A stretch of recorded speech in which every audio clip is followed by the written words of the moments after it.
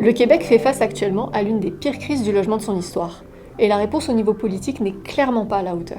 À l'Association des locataires de Villeray, notre travail c'est d'outiller les individus pour qu'ils puissent défendre leurs droits, et on a de plus en plus de gens qui nous sollicitent. Alors on les aide quand ils vivent des hausses de loyers abusives, des problèmes d'insalubrité, des évictions illégales, du harcèlement ou encore des discriminations. La crise du logement, en fait, elle a plusieurs facettes. Et nous, on est aux avant-postes pour constater son ampleur et ses conséquences concrètes sur le quotidien des personnes. Alors aujourd'hui, on a voulu donner la parole à certains locataires qu'on a accompagnés récemment.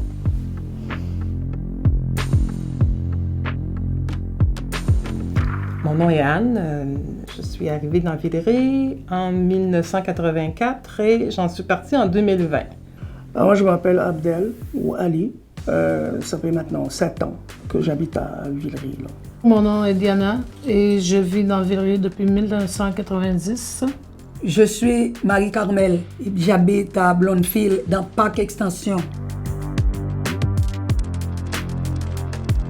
J'imagine que c'était en voyant des affiches un peu partout dans le quartier, à un moment donné, j'avais vu ça, puis quand j'en ai eu besoin, j'ai pensé tout de suite à appeler à l'association. J'ai connu l'association Villeray parce que j'étais en recherche d'aide pour la reprise de logement. Dans le quartier de Villeray, il y a le coin là, du parc, il y a la maison de Villeray. Les gens ils viennent là-bas pour beaucoup de choses. Et moi, j'allais comme tous les immigrés aller découvrir qu'est-ce qu'il y a. Et puis là, je tombe sur la LV. Et il y avait une petite conférence qui parlait du sujet sur les rénovictions, les reprises de logement, tout ça. Donc, il y avait d'autres personnes qui vivaient des choses un peu comme moi, mais des fois pires que moi. Donc, de rencontrer des gens qu'on voit qu'on n'est pas toute seule dans ces situations-là, qui sont assez bouleversantes pour tout le monde. Dans ma boîte aux lettres, j'ai vu un pamphlet, je l'ai lu, et puis j'ai appelé. On m'a reçu, et puis depuis, tout est rentré dans l'ordre.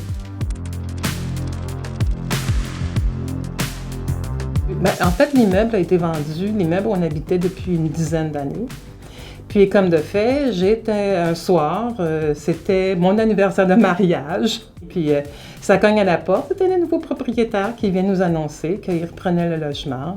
Puis là, il y avait un gros projet qui voulait faire un genre de grande maison unifamiliale. J'avais su qu'est-ce qu'il a fait finalement. Il a fait du maquillage sur les 3 étages, sur les 3 logements. Il a fait du maquillage. Il a tout vendu, il a tout revendu ses unités en condo. C'est ça qu'il a fait. Il y avait un monsieur qui a vendu à un autre monsieur. Là. Et puis là, dans cette transition, il y avait des choses que le premier propriétaire n'avait pas fait déjà, pour tout le monde. Donc, il a vendu les problèmes. Et ce monsieur a acheté des problèmes, il a accepté de les acheter. Et je l'ai fait rentrer à mon appartement pour lui montrer les problèmes qui sont là et qu'on était sur le bout d'aller au tribunal déjà. Le problème à la base, c'était augmentation de loyer. Et elle ne veut pas arrêter cette hémorragie-là.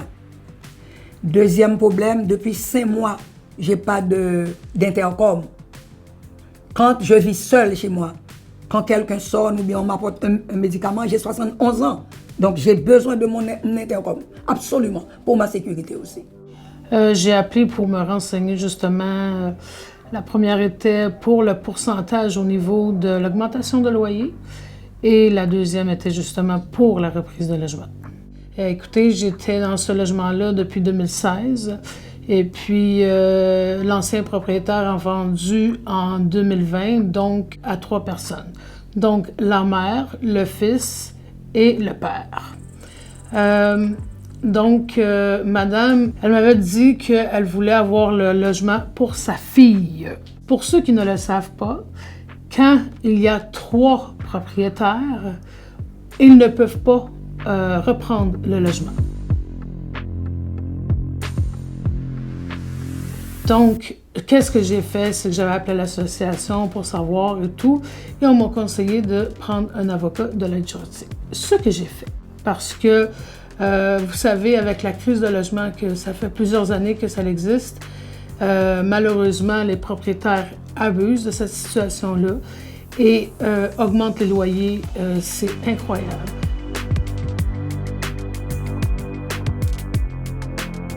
Aujourd'hui, je paye 1 400 $ dans un logement que j'ai pas eu le choix de prendre parce que je voulais pas me retrouver à la rue.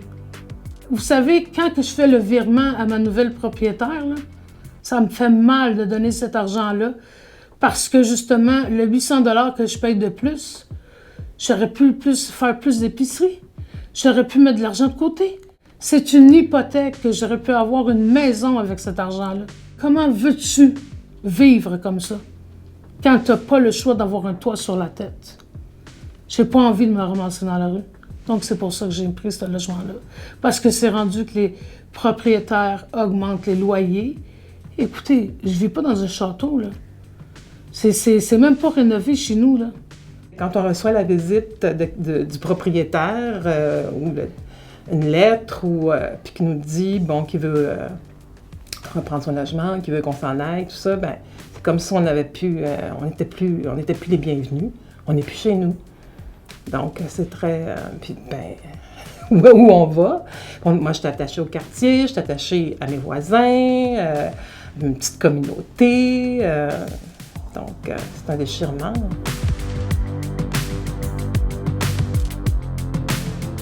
Ils m'ont déjà expliqué beaucoup de choses, les droits, les obligations, eux ils font quoi, comment ils peuvent nous aider.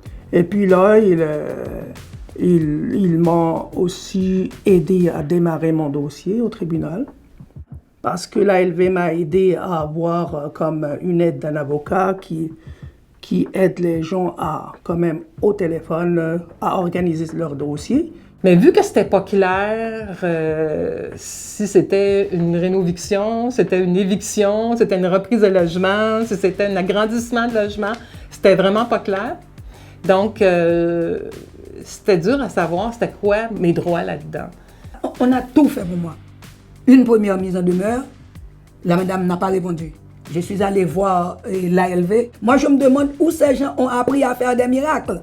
Ce qu'ils ont fait pour moi dans un claquement de doigts, tout a été réglé. Donc, s'il vous plaît, quand vous avez quoi que ce soit, gênez-vous pas de demander à une association qui est là pour vous aider ou même à la régie parce que plusieurs personnes se font avoir.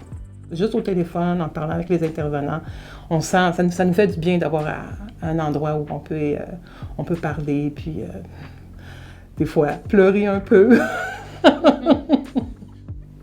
Je pense que je suis une sans voix. Donc, vraiment, l'ALV m'a donné une voix. Ben, tu sais, déjà d'avoir une vision que le logement, c'est un droit, c'est pas un privilège. Tu vas attendre quoi, 5 ans avant d'avoir un logement d'HLM, avoir une coopérative? Ça n'a aucun sens. Je me demande, à plus de faire des condos, là, pourquoi là, vous ne faites pas des logements sociaux pour les gens qui en ont besoin? C'est pas tout le monde qui peut acheter des condos. Arrêtez de faire des condos, là. Ça marche pas l'affaire, là. Ça marche pas du tout, là.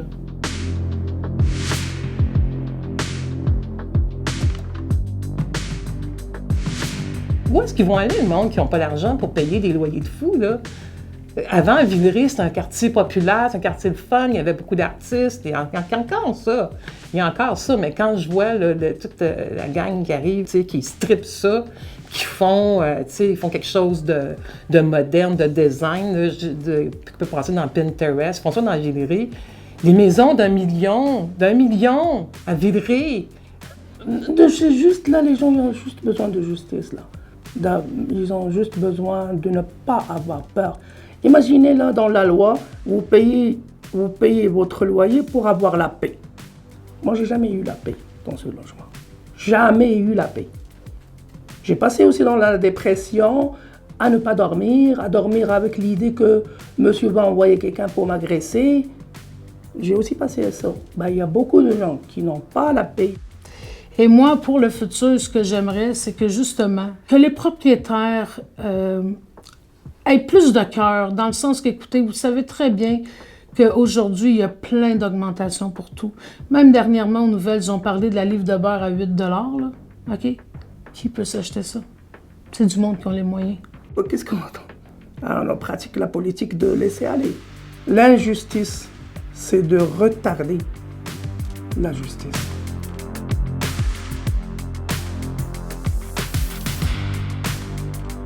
Vous dites que vous êtes là pour le peuple? Faites donc de quoi, s'il vous plaît? Parce que ça n'a aucun sens. Vous laissez trop les choses aller.